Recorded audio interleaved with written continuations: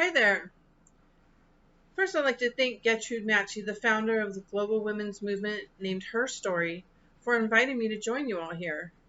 I am so honored to be here with you. I feel so blessed to be able to share a tiny part of my story with you in hopes that you can soar a little higher than before. My name is Janice Wright. I currently live in Las Vegas, but I am a native of San Diego. And my students, they call me Miss J. I used to count myself as an average human being. Well, sort of. I mean, I've been through the average things that occur to humans. Okay, women humans. Losing my virginity at a young age. Okay, I said losing, but I meant throwing it away under peer pressure, only to be betrayed within 1 hour. Having an abortion at 15 because I was told I had a choice. Pregnant again 1 year later at 16 and placed my daughter up for adoption because my mother begged me to make a different choice. I can tell you later sometime the beautiful story how my daughter calls me mom now and started when she was 19. Suffered with my family as my sister was sentenced to and served 28 years of her life in prison the same year I was pregnant because my sister thought she had a choice. Oddly enough, tomorrow, August 2nd of 2020, will be the 40th anniversary of the day she was arrested, a day I will never forget. I married at 23 years old to someone who had already crossed over every line I swore I would never tolerate because I didn't think I had any more chances to make a choice. I birthed 3 of his kids that I adore, and they became collateral damage of the violent marriage and divorce. It turns out somewhere way back in my teens I should have gone through a lot of counseling, but nope, didn't know I had a choice. Besides, it was my life. I knew what was best for me. I had a successful job, good friends, and everyone was alive. No one was speaking into my life, and it showed. After my second marriage imploded, surprise, surprise, I completely lost it. I moved back to my hometown. I thought dating was the answer. Wrong again. Dating just made me feel emptier than I was before I started. I did a lot of things with people I shouldn't have even known, and I eventually, emotionally, crashed. It's pretty average, right? Okay, maybe not. I laugh now, but I wasn't then.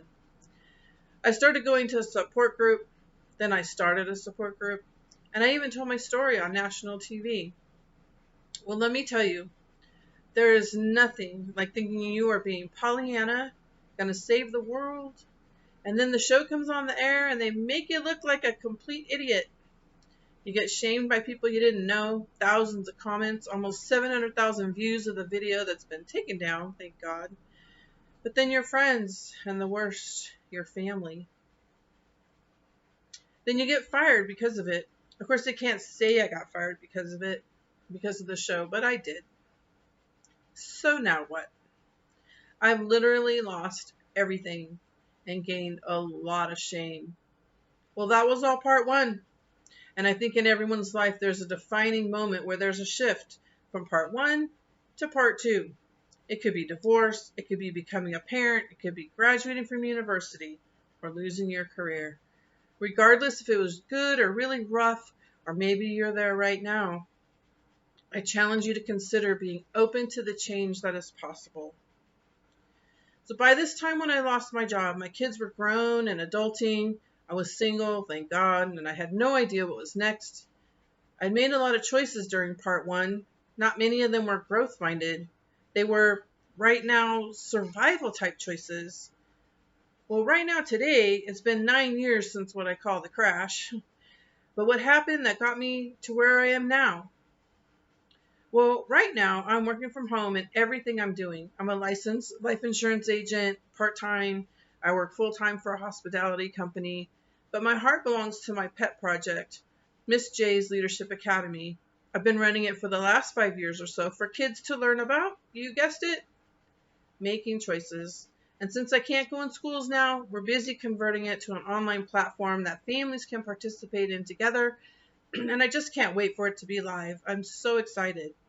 I've learned that bringing the whole family into the training together, you can begin to change the vocabulary of the house, which shifts the whole family into growth mode. This is what the launching of part two looks like for me. How did this all come about? Well, You have to give yourself permission to soar. SOAR. So once everything had been taken away, I had to stop for the first time in my life and surrender to the universe, God, whatever you want to call it. I call it God. For every battle I was in, every choice I had made had led me to right where I was. No one else got to be responsible for my choices. Admitting to myself that I was responsible for 100% of where I was at that very moment was the hardest thing I've ever done in my life. I was literally on the floor, ugly crying, the snot slinging crying. I felt like someone had peeled my skin off my body and every single nerve was exposed. When I looked in the mirror, I didn't even know who I was anymore. I'm sure that I cried for about a week solid, if not longer. Probably the most humbling time in my life. So S in SOAR stands for surrender. Since I lost my job, I was searching for work, which was fruitless for weeks. I was not gaining any traction at all. I was doing everything I knew how to do.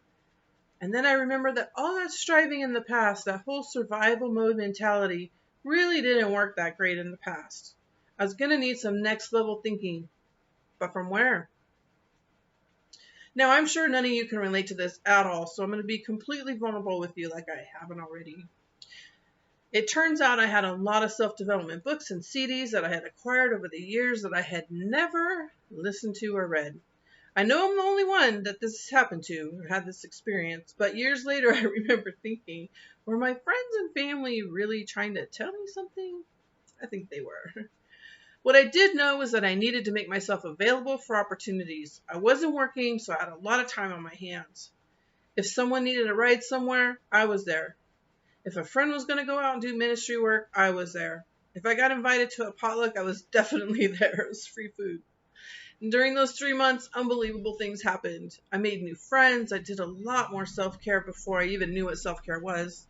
I learned a lot of new skills. I volunteered a lot, which we all know teaches you things about yourself that you didn't know before. I turned to my church and support groups, and I finally went to counseling. For the first time in my life, I was given permission to really grieve what I had been through. Well, what I had put myself through. I was given tools to move forward. I had such an awakening as to what I was not. I became aware that I was destined for so much more than I ever imagined. So the O in SOAR is opportunity. After some amazing encounters, which I'm writing about in my book, Lost and Found, I ended up moving to this teeny tiny little town named Roma in South Texas. Population 10,000, about 5 pictures on Google, literally sight unseen. I sold off everything I owned besides what I could fit in my pickup truck, and my dog, Ozzy, and I were off. One gringa, all the rest Hispanic. It was amazing. I went there on a discovery journey, and during my time there, I had a lot of time to truly discover who I am, what I was created for, and who I wanted to be when I grew up. So A is for adventure. After my first year in Roma, I moved closer to the Gulf of Mexico and the more metropolis communities. I met an amazing friend who introduced me to leadership development, self-growth learning, public speaking, teaching, mentoring, coaching, etc. When that light switch was turned on in my brain, like everything clicked for me. I began to learn what kind of choices were available to make. Going through a maturity process in my late 40s was not easy, and it was not pretty. The hardest part was learning to eat humble pie all along the way. Every time I had an epiphany to share or told a piece of my story, it was humiliating at first. Then it became healing, and then it began to help others heal. After digesting the training I was getting, I decided to become a certified leadership trainer and coach with the John Maxwell Group. And since then, I've had the amazing opportunity to speak into so many lives, adults and students. Working with the groups that I do, I learn so much myself as I celebrate being the mentor for them that I never had or knew that I needed. Like I mentioned before, now that schools are closed, I'm creating a complete online opportunity to duplicate what we had in the live classroom. So R is reveal your revolution. For you, that could look like changing careers, volunteering somewhere that makes you cry, starting a new hobby, or getting serious about your health. My transition came in stages. You can't eat the whole elephant all at one time. It takes one bite at a time, but you got to take that bite. My question for you is, are you building a life that will be a legacy for your family, or are you stuck? I'm guessing that many of you here understand self-growth because you are here. I also went to many conferences, met some great people when there were actually people all in the same room. I collected a bunch of business cards that I never called.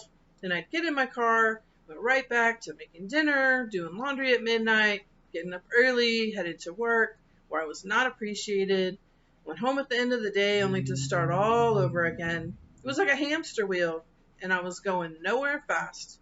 I didn't change anything. Everything I'd heard made me smile, feel good, and then I forgot about it after a few days.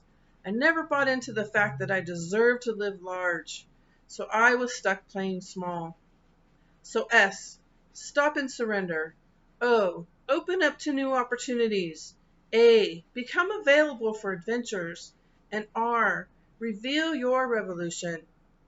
Here's my challenge to you. Be excellent. And in excellence, stay weird. Be your imperfectly perfect self. Be intentional. Stay focused and be deliberate.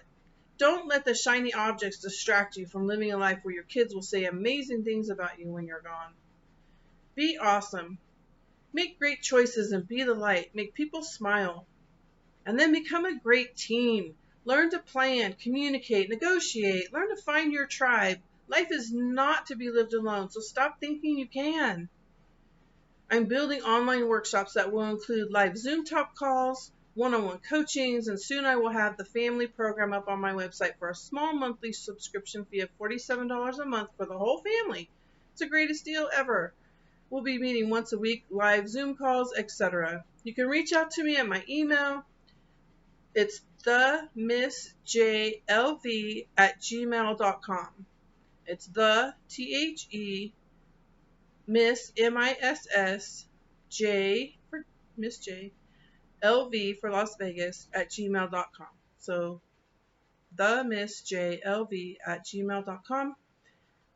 Let's hook up. Let's come find me, and you can find me on Facebook too. Miss J apostrophe S Miss J's Leadership Academy, and let's get together. Let's grow together. We can visit and talk. There's there's a lot to catch up on. I'll answer any of your questions.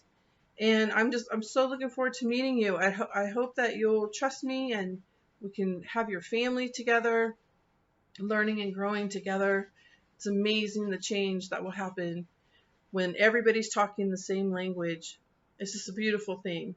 So I thank you for listening. I thank you for your time and attention. God bless you all and have a great day.